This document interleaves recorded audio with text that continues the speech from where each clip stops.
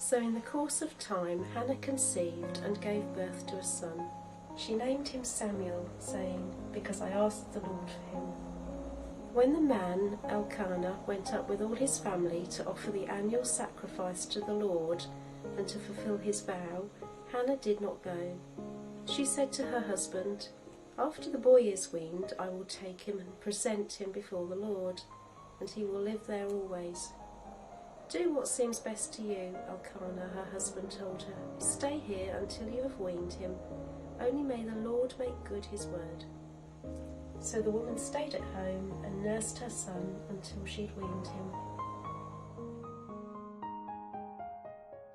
After he was weaned, she took the boy with her, young as he was, along with a 3-year-old bull, an ephah of flour and a skin of wine, and brought him to the house of the Lord at Shiloh. When they'd slaughtered the bull, they brought the boy to Eli, and she said to him, "As surely as you live, my lord, I am the woman who stood here beside you praying to the Lord. I prayed for this child, and the Lord has granted me what I asked of him. So now I give him to the Lord. For his whole life he shall be given over to the Lord." And he worshipped the Lord there.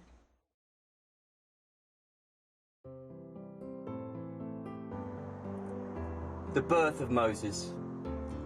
Now a man of the house of Levi married a Levite woman, and she became pregnant and gave birth to a son. When she saw that he was a fine child, she hid him for 3 months. But when she could hide him no longer, she got a papyrus basket for him and coated it with tar and pitch. Then she placed the child in it and put it among the reeds along the bank of the Nile. His sister stood at a distance to see what would happen to him. Then Pharaoh's daughter went down to the Nile to bathe, and her attendants were walking along the riverbank. She saw the basket among the reeds and sent her slave girl to get it. She opened it and saw the baby. He was crying, and she felt sorry for him. "This is one of the Hebrew babies," she said.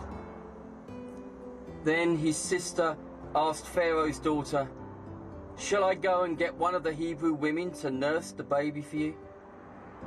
"Yes, go," she answered, and the girl went and got the baby's mother.